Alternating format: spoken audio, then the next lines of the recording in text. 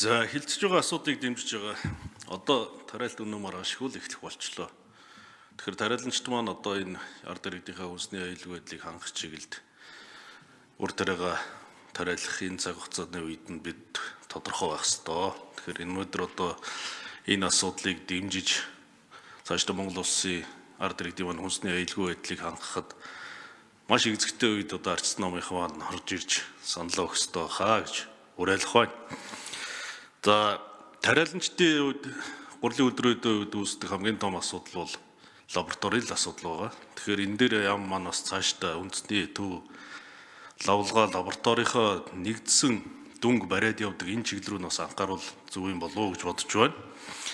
За цаашдаа бид нар энэ яг уу манай энэ хууль гарсан шалтгаан бол ерөөсөө л Баруун аймгийнхны хүнсний гол нэрийн бүтээгдэхүүний үнийн өсөлттэй холбоотойгоор л гарсан хууль.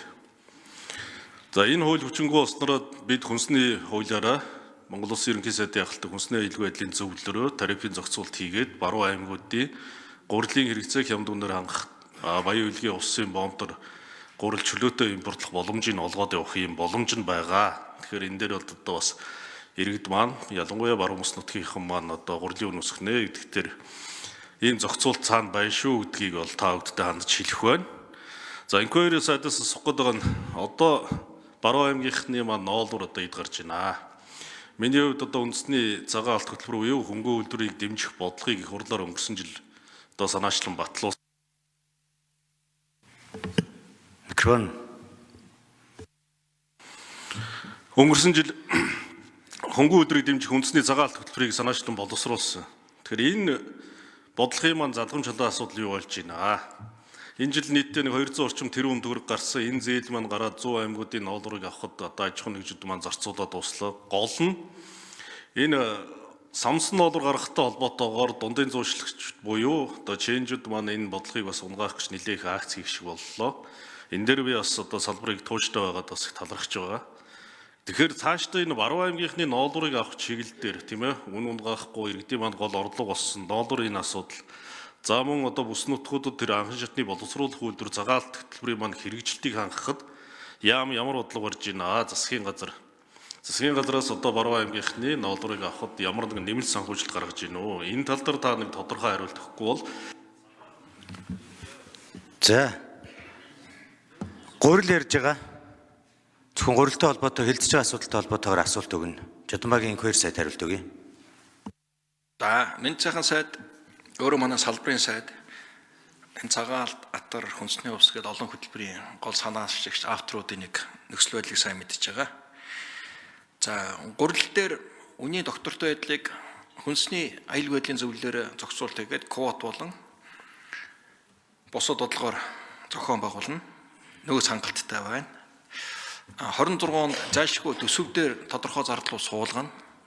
Нөөц 100,000-аас доош гудамж будаа нөөц бүрдүүлэх, дээрээс нь гурилын үнийн нэмэгдэл болж байгаа алсын бүсийн нэмэгдэл тэр тээврийн зардал дээр үйлдвэртэйгээ хэрхэн тооцоогоо тохирох асуудлаа тохироод бодлого оруулж ирнэ. Тэргээр бид нэр зохицуулж бүрэн болцоотой.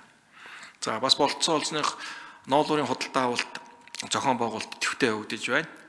Их хурлын даргын дэмжлэгтэйгээр Монгол банк 500 тэрбум төгрөгийн өрийн бичиг гаргах энэ одоо хувилбараа үндсэндээ эцэлээд ойр үед бидэнд одоо шийдлээ өгнө гэсэн.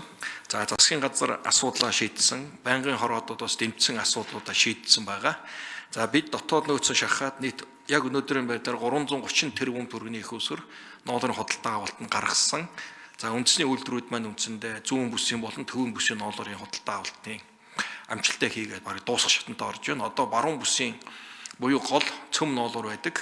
Баруун бүсийн ямаа самналт одоо эд эрчимж нь энэ 5 сарын 10-аар нэлийн жигдэрх баг. Тэгээд энэ үед бид нар энэ 500 тэрбумын Монгол банкны энэ асуудал ойр үед шийдэгдэх шиг хүлээлттэй байна. Ингээд зохион байгуулалтаа ингээд хангаа явуучвал бид дотоод ноолуураа 100% аваад үндэсний үйлдвэрүүд дэмжиж явуучих нь. Хэрвээ бид энэ бодлого хийгээгүй үндэсний үйлдвэр буюу цагаан алтаар самнах үйлдвэрүүдэд хүчин шатлал өргөдгөөгүй байсан бол энэ жилийн манай ноолуурын зах зээл юу нь 50,000-аас 70,000-аар тогтох юм тооцоотой байсан. Бид урд хөршийнхөө үйлдвэр төхөөс аргагүй юм байдалтай байсан. Урд хөрш маань худалдааны татвартай орцсон. Тэр татврын зөөрөө уналт манай малчид дээр ирэх байсан. Харин үндэсний үйлдвэртэй байрын давуу тал бол ноолуураа бид нар сая 100 бүсгэд бол 150-аас 165 мянгаар, төвийн бүсгүүд өнөөдөр 120-аас 140 мянгаар худалдаа авалт амжилттай яваад өндөрлөж байна. Одоо ингээд баруун бүслүү доллар худалдаа авалт яв. За хөрөл